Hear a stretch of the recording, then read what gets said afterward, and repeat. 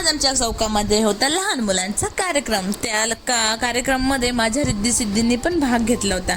तर मी माझ्या रिद्धी सिद्धीने मस्तपैकी मेकअप करून त्यांना पाठवलं होतं डान्सला. हे बघा किती छान डान्स करते.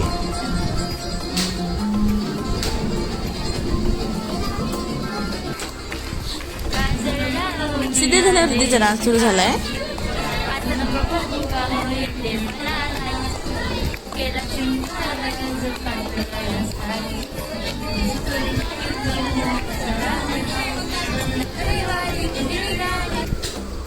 नंतर सुरू झाला ग्रुप डान्स, म्हणजे सर्व लहान मुलींचा एकत्र डान्स.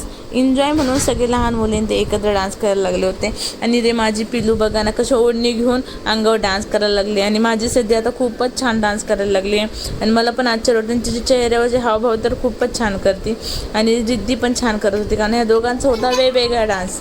त्याच्यामुळे मी त्यांना वेगवेगळे ड्रेस घातले होते रिद्धी सिद्धींना. आणि त्यांनी खूपच एन्जॉय केला. आणि सगळ्याच मुलांनी चौकातले एन्जॉय केला, कारण त्यांना गणपतीमध्येच एन्जॉय करायला भेटतो. कारण अभ्यास वगैरे आणि कोणी एकत्र येत पण नाही, सगळं मुलं त्यांचा अभ्यास करतात. इकडे आमची सिद्धी डान्स करत होती. आणि आमच्या रिद्धीचं काय चालू होतं का बाजूला इकडे इतकं भारी ॲक्शन करत होते. पाठीमागे मुलं डान्स करत होते.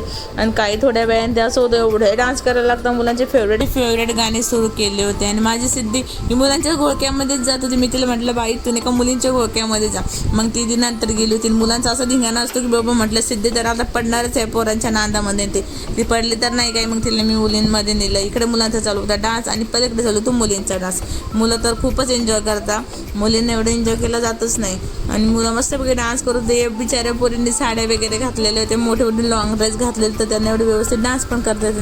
हेच काय माझी सिद्धी बघा ना, जी ह्या ड्रेसमध्ये कम्फर्टेबल पण नाही तरी कुद्या मानायचं. हे बघा इकडे चालू होतं पोरांचं फ्लॅश लाईट आणले होते पोरांनी. आणि बघा किती मस्तपैकी एन्जॉय करत होते, डान्स वगैरे करत होते. आणि एकमेकाला डोक्यावर बसवत होते, काढत होते. बाप लेकरं तर खूपच एन्जॉय करत होते. असा झाला आमच्या चौकातला कार्यक्रम. थँक्यू. हा झाला माझा मिनी ब्लॉग.